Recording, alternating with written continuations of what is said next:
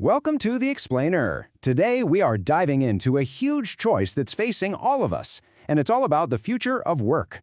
We're pulling from Artificial Agency to talk about two very different paths being designed right now. And which one we end up on? Well, it all comes down to a single idea: human agency. So, let's get into it.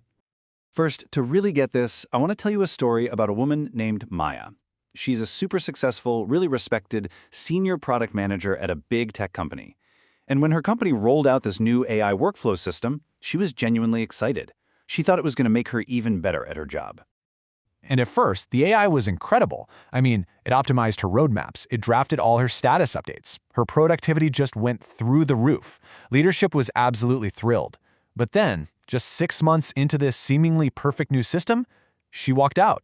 She quit. So what on earth happened? By every single metric, the system was a smashing success. But this wasn't a technology failure, it was a human one. Maya felt like she was just disappearing.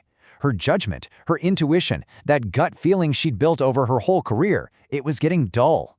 She wasn't a product manager anymore, she was just a rubber stamp. Now this is where the story gets really interesting. Maya goes and joins a competitor that also uses AI, but, and this is the key, it was designed with a totally different philosophy. Instead of just giving her conclusions, it gave her context and options. It didn't replace her judgment, it actually sharpened it.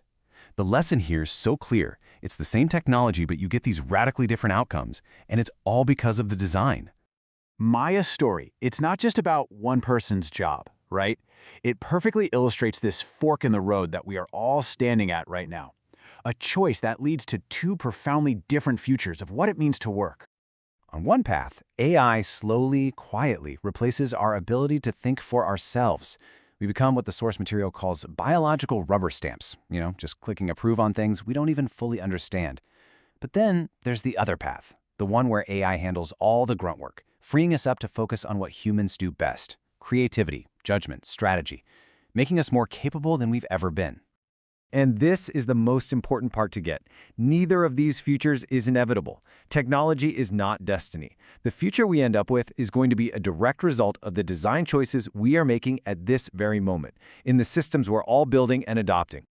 So, to make sure we choose that better path, the one that enhances us, we need a framework. And this is what the source material gives us: a map. It breaks down this big, fuzzy idea of agency into 5 concrete, measurable dimensions that we can actually use to design better AI systems. That's right, 5. These 5 dimensions are basically the secret recipe for building AI that boosts our capabilities instead of, destroying them. Let's break them down one by one. First up, distinction making. It sounds a little academic, but it's super simple. Can you actually tell if what the AI is putting out is any good? If a system is just a black box that spits out answers, your ability to judge quality, to think critically, well, it just starts to fade away. Second is choice architecture. Think about it like this. Does the AI show you a real landscape of options with all their trade-offs, or does it just railroad you into one optimal solution? When we only see one path, we stop looking for others, and our whole ability to think strategically gets smaller. Third, efficacy of action. Okay, so you disagree with the AI. Now what? Can you actually do something about it? And, more importantly, does your feedback actually matter?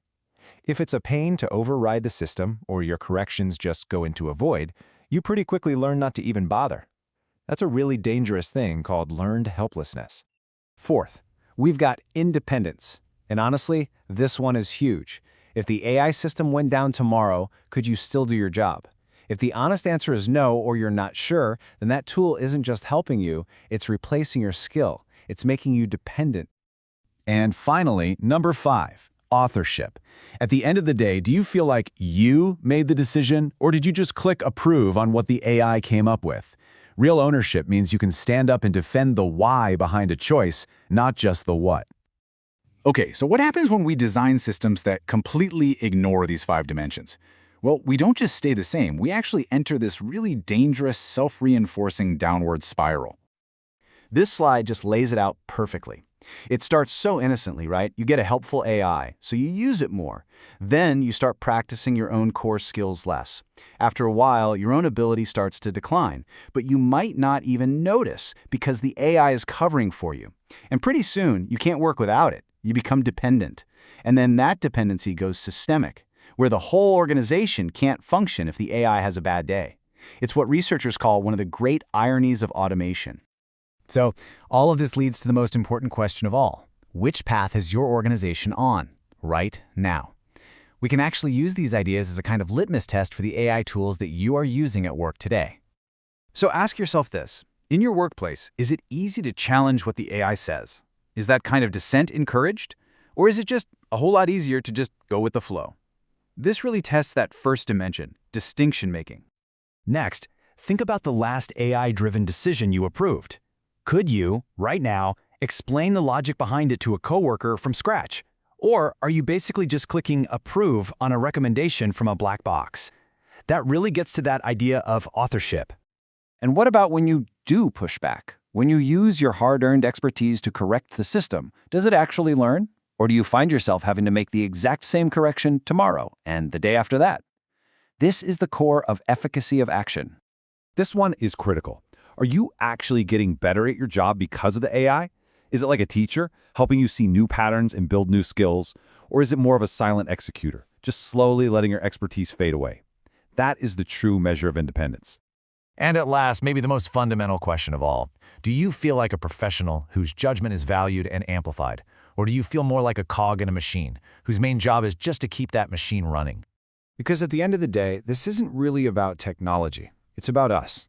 The future of work won't be determined by the power of our AI, but by the wisdom of our design. It is about creating systems that preserve our capability, our judgment, and our human dignity. The choice, right now, is ours. Let's design wisely.